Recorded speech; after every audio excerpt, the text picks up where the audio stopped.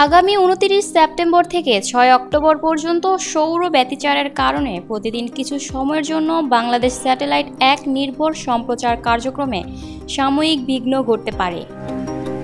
বুধবার Bangladesh satellite company লিমিটেডের জনসংযোগ মুখপাত্র ওমর হায়দার স্বাক্ষরিত এক বিজ্ঞপ্তিতে এ তথ্য জানানো হয়েছে।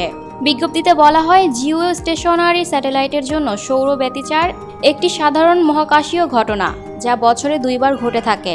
সৌর ব্যতিচারের কারণে স্যাটেলাইট নির্ভর সম্প্রচার কার্যক্রমে সাময়িক বিঘ্ন ঘটার সম্ভাবনা থাকে। বাংলাদেশ স্যাটেলাইট 1 এর ক্ষেত্রে সৌর ব্যতিচারের কারণে আগামী 29 সেপ্টেম্বর থেকে 6 অক্টোবর পর্যন্ত প্রতিদিন কিছু সময় ধরে সম্প্রচার কার্যক্রমে বিঘ্ন ঘটতে পারে।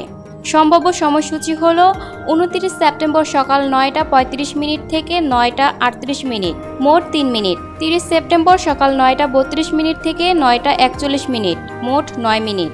1 অক্টোবর সকাল 9:30 থেকে 9:42, মোট 12 মিনিট ও 2 অক্টোবর 9:29 থেকে 9:42, মোট 13 মিনিট। উল্লেখ্য, বিএসসিএল ব্যতিচার সতর্কভাবে পর্যবেক্ষণ করবে।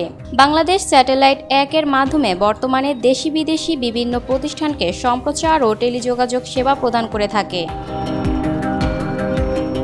Lucky Akter, people voice television, Dhaka.